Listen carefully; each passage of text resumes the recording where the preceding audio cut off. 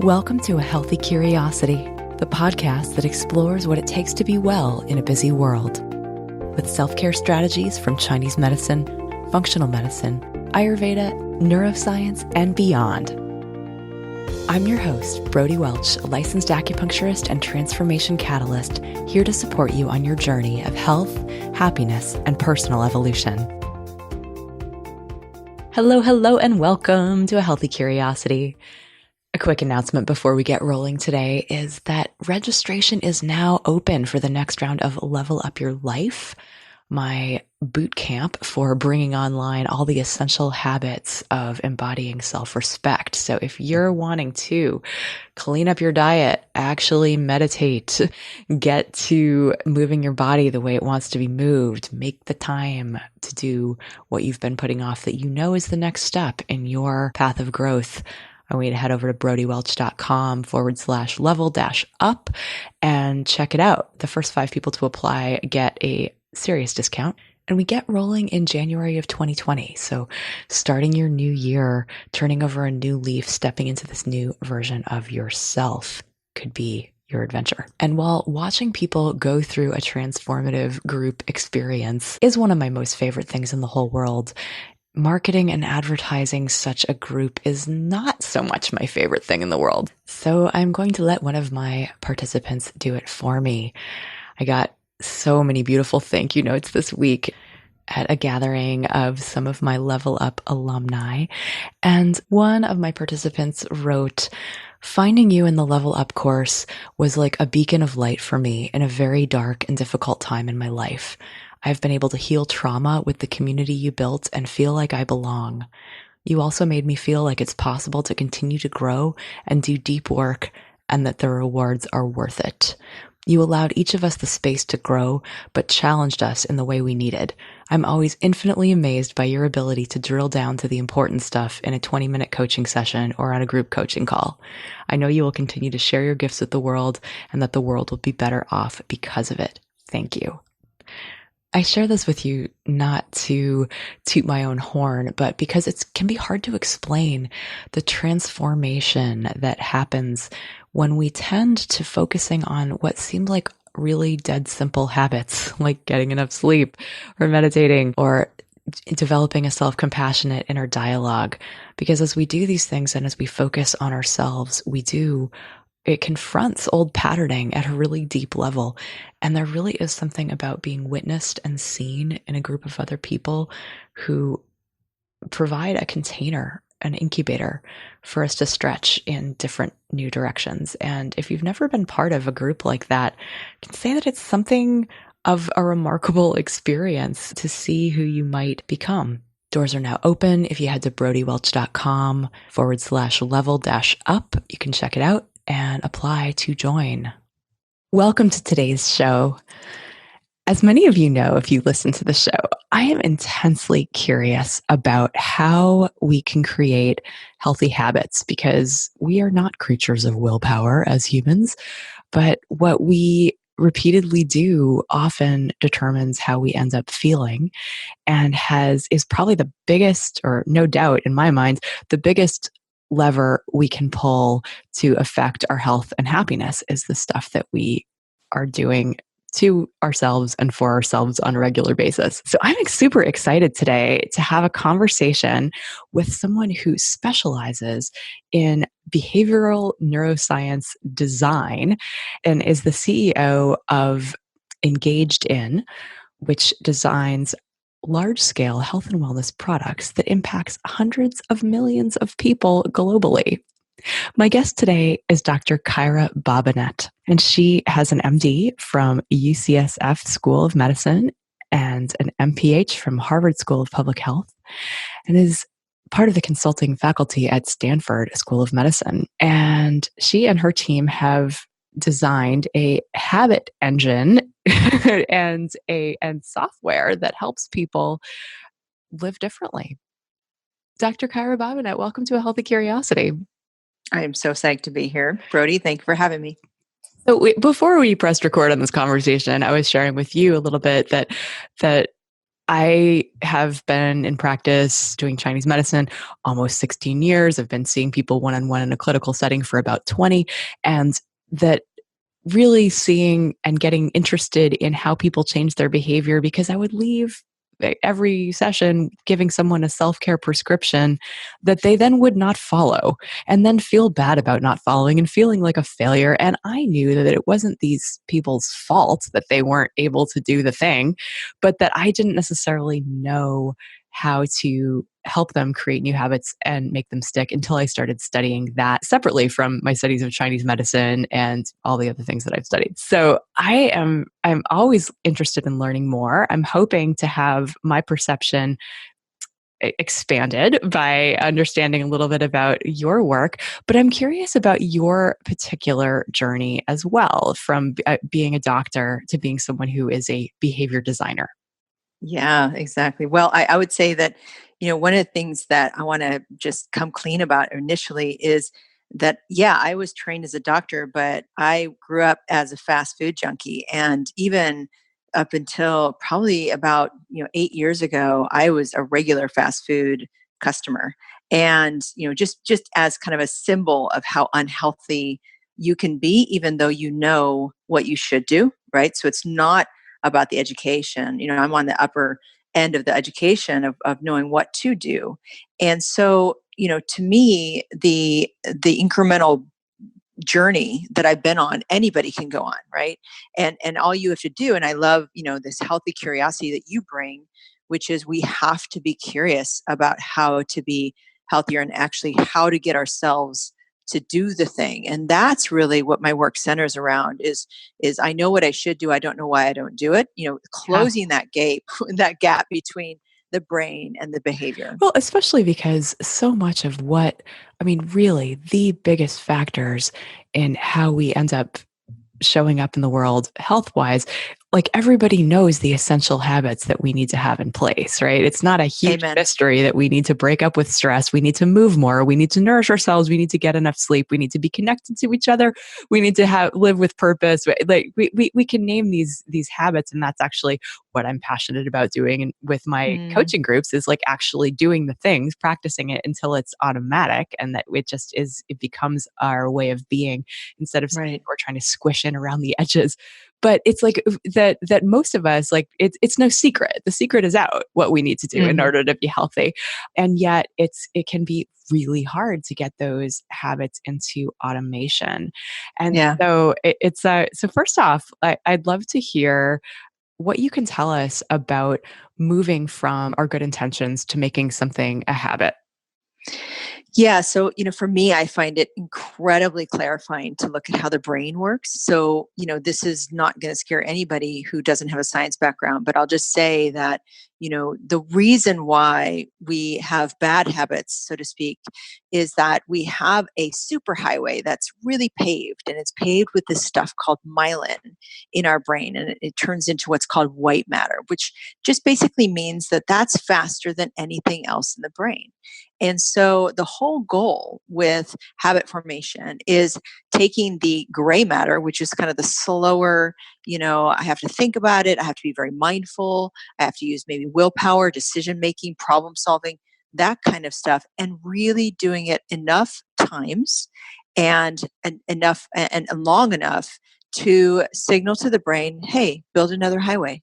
And then basically what you have are two copies of the same behavior, one that's not desirable anymore, and then one that you're really wanting to do. And so for me, that really helps people to understand what's going on in their heads. And so when they see themselves know something and not do it, they understand, oh, I'm just on the old highway and I know how to get off and I know how to just get back onto the new highway because I prefer that. Well, and these ideas of highways, I think it bears mentioning that the brain likes efficiency.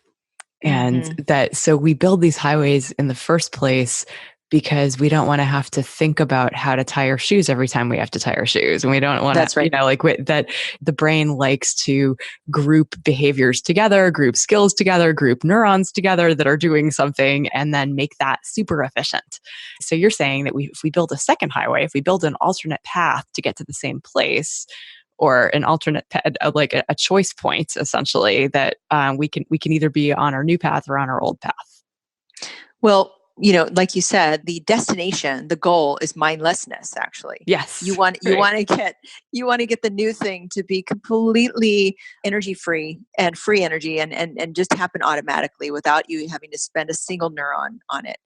That where people get wrong are two things, I find. One is they have unrealistic expectations about how long it takes to construct the highway. And then the second one is that they don't realize the old highway is still there. So in the first case, not realizing how long it takes, we have these mythologies in our kind of social culture around, it takes 3 weeks to form a habit. That is not right. It was formed. Do you know the backstory of that? Well, I've heard that it takes 90 days to form a habit. I've heard that that the length of habit of how long it takes depends on how difficult the habit is. And so I am usually pretty suspect anytime somebody says that it takes X long to do X thing. But Right. yeah, what Right. tell me the truth as you see it. Well, the 3 weeks came from a plastic surgeon in the 60s who noticed that it took 3 weeks for his patients to get used to their new nose. And that is the origin story of why people are focused on Which 21 isn't day even a habit, programs right? and Having a three nose weeks. is just a thing. No, It's not even no, it's just the beginning of adjustment in the sort of, what's called the dorsolateral prefrontal cortex, which is where our me sits, our self-image sits. And so when you get used to something different on your face, which is very much associated with me, right, then you basically got that signal going. But as you point out, there are 90-day inflection points. They're almost like mile markers. There's a 90-day one, there's a 6-month one, there's a 1 year one, right? And again, a full-fledged, fully adult, no matter how complex it is, usually takes about a year on average.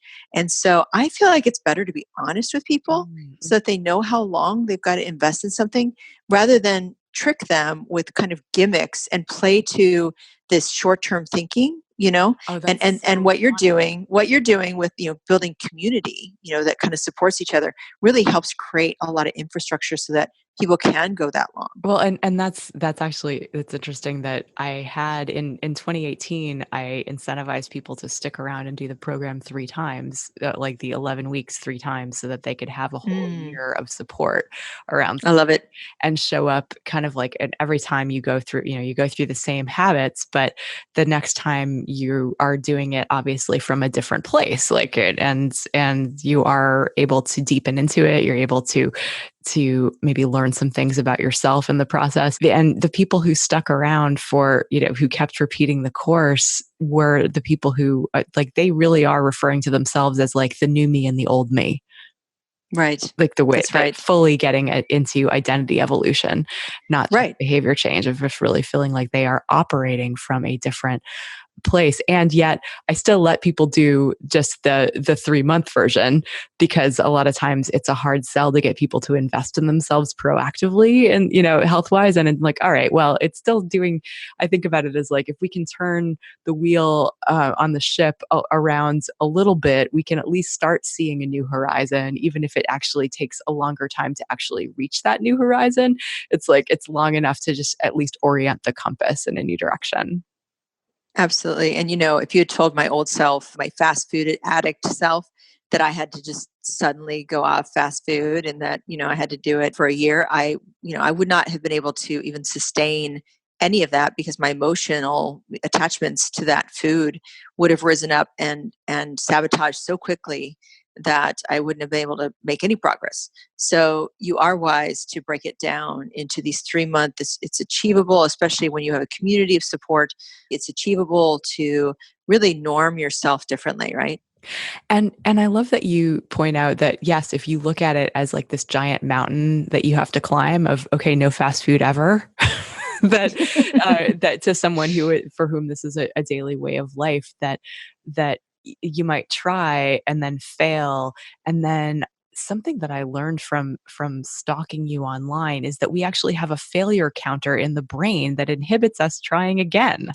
Game changing. Like, Game is changing. that the habenula? Is that right? Yes, Did I learn that's that exactly correctly? right. Okay. Yep. So I was like, oh my God, the habenula. I have a huge habenula because I really do keep track of my failures way more than my successes. And I see that a lot of times with people, like with my coaching clients, that trying to take on too much too fast, and then it's counterproductive, because then you're proving to yourself that you can't change, and it's Right. evidence in the wrong column, as opposed to doing something small that you can build on and then see evidence that you are in fact like making some progress. And I'm sure you've noticed this, but there's so many patterns of change that people do. Some people are cold turkey people, some people are, baby steps, some people are, micro steps. And it's really based on what amount of emotion are you releasing with each of the change. Because, when you change something, when you move something, the brain kind of freaks out, because you're moving outside of the me. I talked about that me center. Oh, And you have a constant feedback loop, like, this is me, this is me. Yeah, the people who are listening to this podcast, this is you. This is something you consider to be you, otherwise you wouldn't listen to it, you wouldn't stay with it. And so that is something that when you move that, you freak out the brain because it can't find itself anymore. And it's like, that's not me, that's not me. I'm not the salad eating person, or I'm not the exercise person, or I'm not the go to sleep early person, whatever the case may be. And you've got all this release of emotions and freak out because it just feels so groundless. oh, and that makes and so much that's sense. something. Like, how much Yeah, identity do you have wrapped around this particular thing? I noticed that, absolutely. like, when I was even in high school, being a vegetarian and having people who ate meat necessarily feel like their identity was threatened, or like that I was calling into question their behavior. And like, and the idea to which like people build these identities, like even like with Facebook memes, like bacon and coffee, and like just these various things that are like, people are like, I'm in tribe tea, or I'm like, I'm on Yeah. team avocado, or like whatever it is that people just get, that it's like, I can't live without my fill in the blank, that these are things that even something seemingly innocuous as like as our eating habits, like that our brain can really freak out when threatened. Like, what do you mean I Oh, can't do the this? attachment, the umbilical cord to those is so long and deep, isn't it? I'm wondering, so you getting back to the idea that the amount of emotion behind something can be related to, am I hearing you correctly that, for example, if we've got a lot of emotion and a lot of identity wrapped around a particular behavior, that we would be wise to bite off a smaller step than try to just go in a big direction, big, massive, Yeah, I game think changing thing? I think yeah, I think playing the odds, it's the odds are that you have to do that. There are these, kind of weird people who can just go cold turkey and not have super big freakouts for some reason. But usually what's happening in those brains is that it's been tracking for some time. Like we have our subconscious brain that has almost infinite ability to figure out patterns in our sleep without us knowing it. And when that pops into the person's conscious working memory, that, hey, I don't like this anymore, that's when you see that cold turkey on the surface happen. But yeah, for the most part, most of us in most habits that we have are going to have to bite off little pieces and chew on it, especially if it's really tender, if it has a lot of childhood memory around it, if it has a lot of identity around it, if it has a lot of social norms around it. If my family is team bacon, and then I'm trying to go vegetarian, that's really counterculture, even on a smaller scale. So there's just so many dynamics we have to take into account. I see this cropping up in terms of how we see ourselves as well, right? If you have a sense that you're not allowed to relax until everyone else's needs are met, you're going to have a hard time claiming that space to meditate or to sit down and read a book or enjoy the sunlight on your face, which you have every right to do. But if you're a woman and you were brought up that your self-worth is predicated on how much you do for other people, that can be really tough. Right. That's the sort of inner conflict of self-image as the sacrifice person, the martyr, versus the or the servant, versus the self-image of I deserve care, right? And Yeah. and and one is more dominant than the other, and so you have this kind of existential crisis when you shift the order of the dominance in people's self-image stack. And so if someone's trying to break out of that, they're saying, you know what, this is an old narrative. It's an old box I've put myself in. And I really want to actually be able to enjoy my life. But it feels scary to do that. How do we bridge that gap? So, there's a couple dynamics that I think people miss. One is there's at least three different distinctive phases of the transition, if you will, between here and there. So the first one is I have the intention to do and be different. And what happens in phase one is that my fast brain, my old habits beat me to the chase. My old habits are faster, they're, myelinated, they're paved. And basically, I have a whole phase of disappointment where it's not happening, it's not happening. The second phase is it's still not happening, but the interval between me doing it automatically and me catching it gets shorter and shorter so that those two things kind of come together in time. And then the third phase is when you actually have some chance of changing the behavior on the surface, right? So people give up mostly in phase two because they think they're not getting anywhere. So that's kind of one thing I would say. The next thing is that, our self-image is this very dynamic, feedback loop, as I mentioned before, and it's formed around different areas of defending ourselves that we learned as children. And so when we try to unpack that and feel like we deserve something different and try to get ourselves to open that wound up, we need a lot of support. It's not just as simple as changing what's on the plate. There's so much emotion that gets released when we start going there, right? And this makes so much sense where it's so helpful to have a community of people who can support you or having Yes. someone who can hold the space for you to get uncomfortable and stick with it anyway. That's right. We have a saying around here, no one changes alone. In our research on thousands of people who have changed their behavior, not a single one of them did it by themselves. That's something I was just reading in the book Change or Die, right? That idea that even when your life depends on it, most people can't change unless they Hmm. have a supportive community, somebody who believes that change is possible, new skills, and are willing to move into a new identity.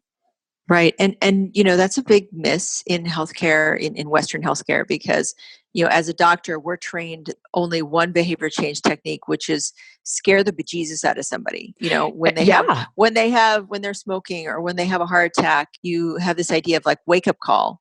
And honestly, if that doesn't work, we're not trained in anything further, honestly. So if I can't scare you out of your behavior, then I've got nothing left as a classically trained physician. But if you take that into where the brain is and that kind of thing, somebody is not going to be scared into changing their behavior. That may create adrenaline and a jolt and some attention that they didn't have before. They'll be more mindful, which gives them some fuel to pay attention to things a little bit more. But again, the only way is to change their habits. And if you look at the statistics on this, after a heart attack, only 4% of people change their eating, their smoking, and their exercise levels. 4%. Yeah, it's amazing, really, because we would think that we would be very fear motivated in order to survive, but that's apparently not nearly enough. And so with your research, what else did you learn that in terms of what makes change stick?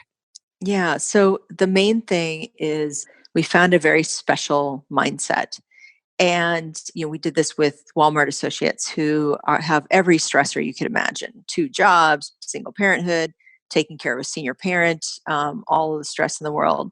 And those that changed their lives dramatically, talking about 100 pounds plus weight loss, and 2+ years keeping it off, 4+ years keeping it off, like really, really, lasting change in the middle of food deserts, by the way, like no money, no time, no emotional, or they all did it with the same ingredient, which is this, what we're calling the iterative mindset. And the iterative mindset is defined by when you go to change your behavior, A, you see it as an experiment, and B, when said experiment doesn't work or somehow you get tired of it or maybe you master it, the way that that person addresses that change is they look for their next thing. They make some sort of tweak, adjustment, or they search for, talk about curiosity. They're curious about the next thing or what that's teaching them. And those people are distinctly different than other people. And everybody else quits or relapses, and these people don't. This episode is brought to you by my Healthy Habits course, Level Up Your Life. Since autopilot dictates about 40% of what happens to us every day, wouldn't it be great if those autopilot routines were the ones we needed to thrive? They could be. Doing this work of habit change with a supportive coach and a network of allies allowed the foundation of my daily habits to automate.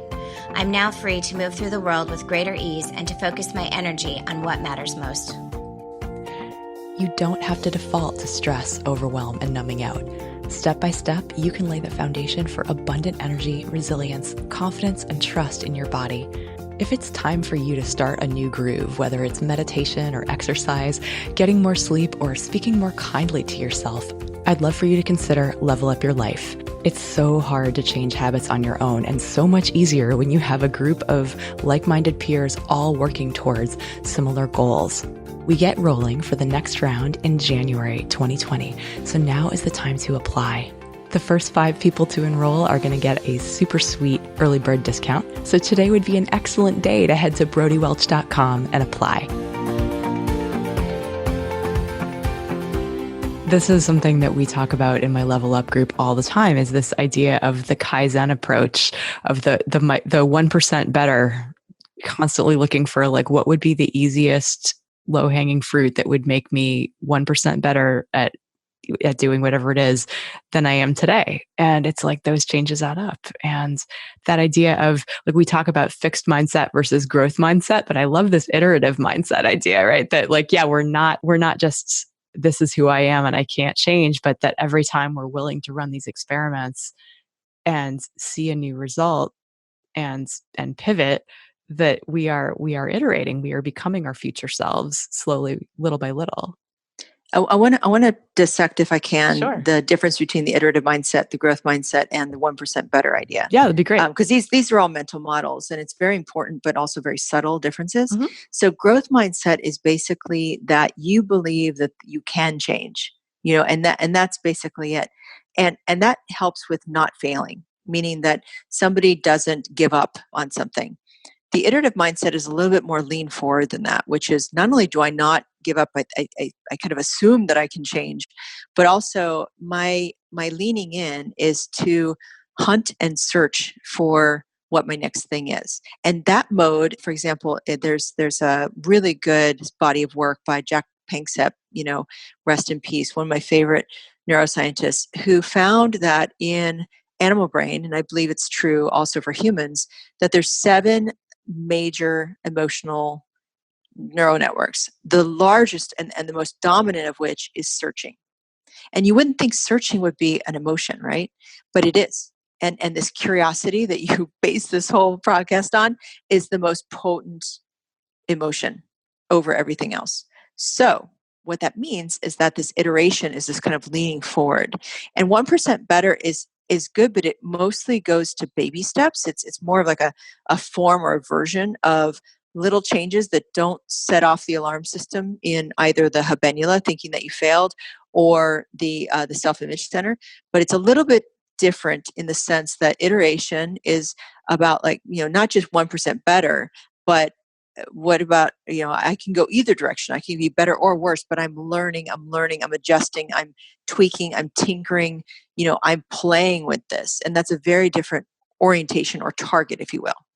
Yeah. No, I like that. And it seems They're like both valuable. They're both valuable. And for a lot of people, the 1% better is too slow and they want to bite off something more. And it's sometimes there is that tension between kind of like, well, I pretty much do it. Choose your own adventure. I let people decide for themselves what they feel like they can handle. And then we aim for a B-, right? We aim for like not doing it perfectly, but doing this experiment and actually getting curious as to why it didn't work. and Yeah. for why it did. Perfectionism is such a setup, isn't it? For, those folks, the habenula is just waiting for them. Oh yeah, you want to fail? Okay, I'll kill your motivation to try again. And I feel like in our whole society, very good people suffer from this all the time. We don't have a obesity, these other diseases. We don't have these diseases or stress. We have a quitting disease. We have a disease where we stop trying. And that's my biggest passion right now is, can we just figure out how to get ourselves to keep in effort? Because if we can do that, then we can conquer anything, right? But it's getting that belief in the mind that you're never done. You can iterate your way out of this. It's not over for you, not just growth mindset wise, but like, what's your next thing? What adjustments can you make? That kind of thing. I love that basically getting us to a point where we, as an orientation, keep trying. Yeah, and the meta message is being in effort. Like, if nothing else, just stay in effort of some kind. I'm curious if you have a practice that helps people with that, because I find a lot of times when we're stuck in a mental trap, it helps to either go to aligning with something that's not the mind, like the consciousness, seeing another way of being, or even the body, using these other domains of who we are to get around that stuckness. Curious, like, do you have a go-to strategy that you recommend? Yeah, I find that people have what's called a mental model. We call that a mental model in design thinking, where they have some story of what they're doing. I'm losing weight, or I'm going to this class, or I'm coaching with Brody. Those kinds of things are the story. And what happens is that when people are focused on that concreteness of the story, the mental model, and that wears out for them, they need a refresher. So they need, I'm level 2 with Brody. I call it also the Dumbo feather. Dumbo had a feather that he believed he could fly. What's your next Dumbo feather? What's the next thing you can believe or try or get yourself into that will carry you a certain distance? And then that vehicle, whatever that is, needs to be refreshed or match you again in order for you to stay in effort. So I find it to be, point at the meta. You are the designer of this, and that gets people to kind of stay in that meta state, the metacognitive state, because there's you listening to me, then there's you watching you listen to me, right? Anybody who's meditated understands that. And so if I can point to the you watching you listen to me, that's your designer. That's the person who picks the next thing. I was just going to ask you about meditation and whether that was part of your study, because it seems like as you were going through those 3 phases that you were talking about earlier, that awareness of the gap of what you're doing and why it may or may not be happening. It seems like meditation is game changing in terms of us being able to watch ourselves and to see where we bite the hook and fall into like taking the old highway. Oh, I love that. Yes, absolutely. And how it works is that, I talked about, you have this implicit memory system running in your subconscious that's picking up on all the patterns, doing all the math, trying to figure out, who you like, who you don't like, how you're suffering, how you're in pleasure. And then at some point that exports to the conscious mind. What mindfulness does and what meditation does is it kind of lowers that watermark where you have access to more of the ocean floor and you can see things more quickly. It doesn't mean that you'll change. I don't know if it means that you'll change faster, because that might be, your brain being neuroplastic. It's building, it's under construction, but you'll at least feel a lot better about your experience when you feel in that metacognitive state. I mean, the neuroscience behind that metacognitive state alone is that you feel more empowered as a person instead of being the victim to your own behavior. So maybe just that is the reason to train that part of your brain. Yeah. So you're saying everyone does need a meditation practice? I think it's very soothing and important for somebody to have some meditation practice of some kind. Now, where people go wrong is that it's not always going to be pleasant, because once you start shining a light on things that maybe you've been using to cope, it's not very pretty. I remember the first time I meditated, I closed my eyes, and it was like a room of people talking, and I was like, what was that? And I opened my eyes immediately, just shocked at the level of noise chatter that was going on under the hood. So that can be unpleasant if somebody has a very judgmental mind, which I did and probably still do, to really subject yourself to that consciously. Oh yeah, it can be really noisy in there, and really, yeah, getting quiet enough to look at some, like, to create space for things to come up so that we can digest it. It's that isn't, I think, often uncomfortable. And I just would put it out there to people listening that there's so many different ways of meditating, that Amen. and that finding one that works for you, and really, if it's uncomfortable, and especially if you have been through trauma, if closing your eyes and being still is difficult, that I am, of course, gonna beat the qigong drum, because moving and breathing, repetitive movements where you're in your body and you're opening yourself, a form of moving meditation and gentle exercise that can put the minds in a flow state. I love it. No, and there's also a lot of neuroscience arising around just time in nature, and how that induces a metacognitive state, and awe being its own science, turns out. So there's so many tools out there. I think the modern problem is, again, how do you find the one that's right for you right now, right? And that's where the iterative mindset, I feel, is another helper, in that search. Definitely. There is, for people listening to this show, I will put a link in the show notes to another episode about figuring out which meditation practice might be right for you based on neuroscience. And that was with Dr. Jeff Tarrant, or Tarrant, I think he pronounces it. Anyway, fascinating stuff, that all these different ways that we can get into our brains and change how we're living in response to that.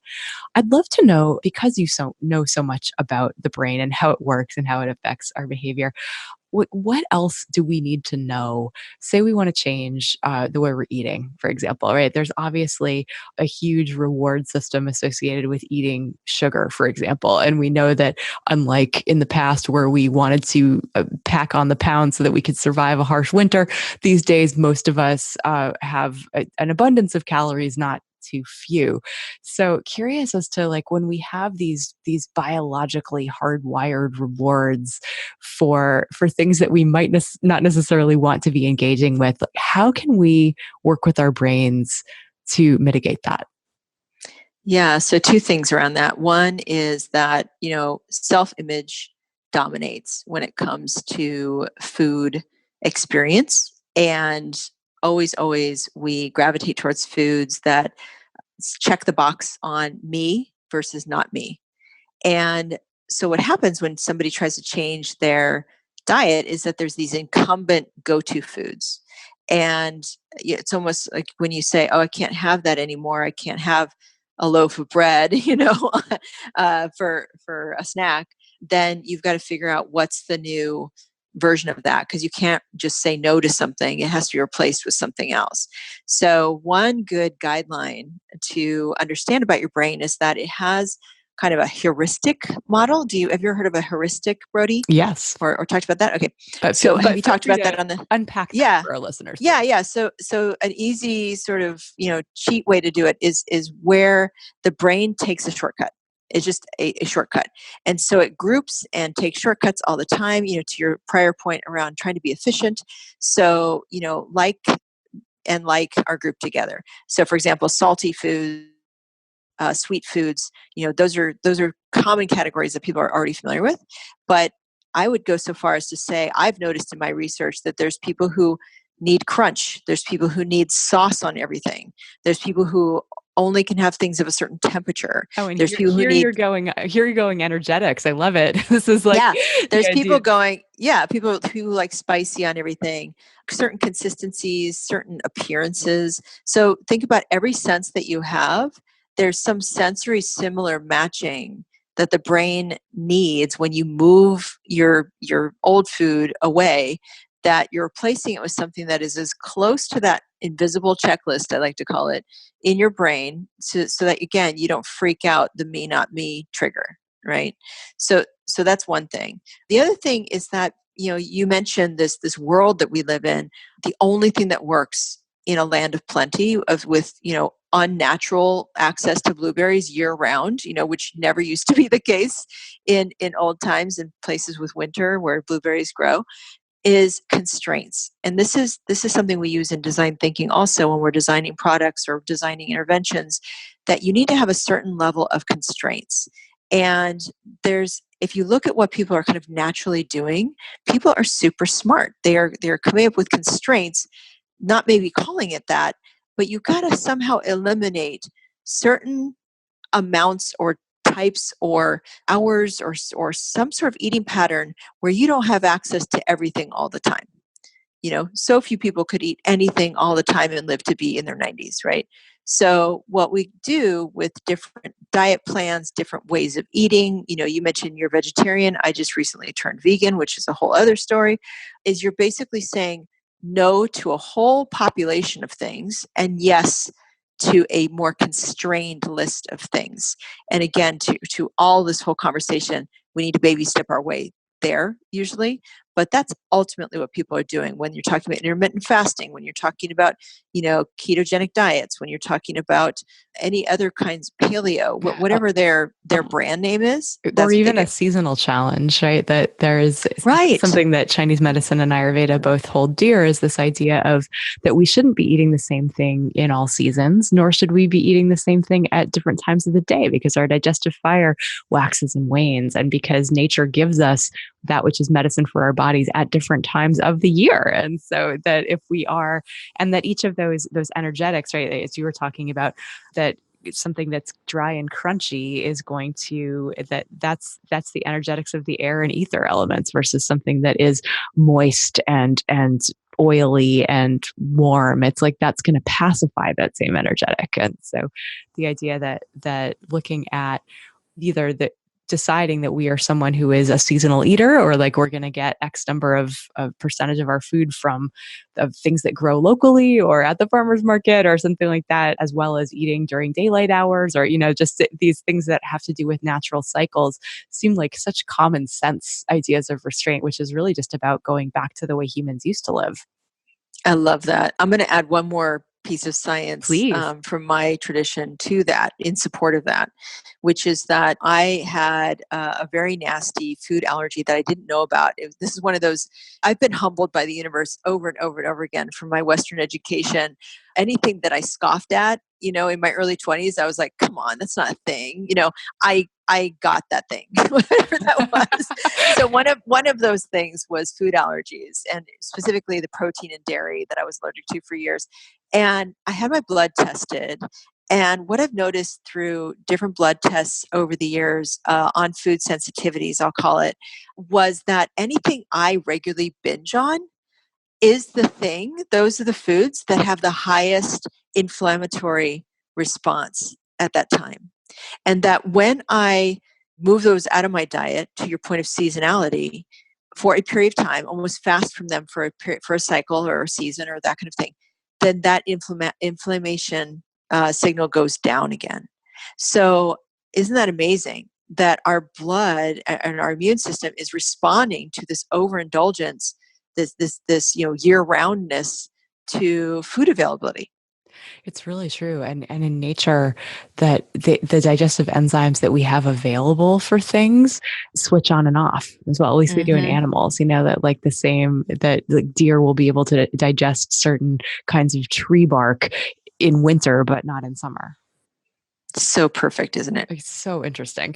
So we've been talking for a little while now, and you've given us such really cool practical advice. I still am totally unclear as to what you actually do. And I'd love to know a bit more about your project. Like I'm even looking at it right now. Great behavior gap by combining the latest research with compassionate design approach to increase engagement and behavior change at scale. What's that about? So we do large scale population health and public health design projects. So in the case of Walmart, which is a perfect example, Walmart has 1.5 million employees. And as I said before, these are folks that come from backgrounds where, a lot of them are really struggling. And we are designing something that can help them to be free of some of the suffering that they experience and also be more empowered over their habits. And so that's where Fresh Try, the habit engine, the habit formation engine that we got, and we just studied it actually, and we found that we got statistically significant weight loss, statistically significant mindset adoption, this iterative mindset I spoke of, and statistically significant habit formation, which is a habit index that comes from science. And so those are the kinds of things we do. We take science, we do all of the research, kind of like what you're doing. You're very well read, and you know this comprehensive set of information, and then we basically take that as guidelines to help a product, an intervention, a program for a group of people, and the bigger the better, to be able to help them do it better and do it more effectively. So cool. I love that so much. I do too. I love what we do. That is fantastic. So if people wanted to learn more or potentially even get involved, where would you suggest that they go? I would say that Fresh Try is the sort of most public-facing part of our work. Another thing is I have a book out, Well-Designed Life, which kind of has the neuroscience that I mentioned today, as well as a bunch of other things. I feel like it's a really good anthology of how the brain works under behavior change circumstances. And so that I hear is very helpful for a lot of people. And then occasionally we have these events, but those are very infrequent. So probably just kind of, if you hear about one, great, it was meant for you. But if not, don't worry about those. What happens at your events? We train people in neuroscience-based design, actually. So we teach them what we do, which is you take the brain, how it works, and you design things to make yourself or others better. So cool. Any final pieces of advice or inspiration for people listening who want to live differently? I think if they know you and they're working with you, it sounds like they're in good hands. And so, I would just say stick to it. Just stay in effort. That's the only thing that seems to matter these days. And try to find anything you can to get yourself to do the thing. Staying in effort sounds exhausting. How do we make that easy? I think, curiosity and also feeling like effort isn't exhausting. You're constantly breathing. It's kind of passive, and your heart's beating, and those are efforts, right? So just being in something where you are trying something, you're playing with life, you're taking in new things, and you're constantly iterating on it. I love that. I love that notion of our whole lives being a grand experiment and an opportunity to design new experiences that we can. The image I get is kind of like riding an upward current and going on that upward spiral to be in a different place than we are now. Dr. Kyra Bobinet, thank you so much for joining me today and dropping some awesome neuroscience knowledge on us. Oh, it's my pleasure. Thank you so much for your work. Thanks for listening today. To check out the show notes, get on my email list, or drop me a line, head to brodywelch.com. That's Brody with an IE and Welch with a CH. I'd love to hear from you. If you learned something new or feel inspired to try something different in your life, I'd love for you to pay it forward by sharing this episode with a friend who you think could also benefit, and give them a reason to listen. You'll be helping to create a world where we encourage each other to embody self-respect. Till next time, be good to yourself.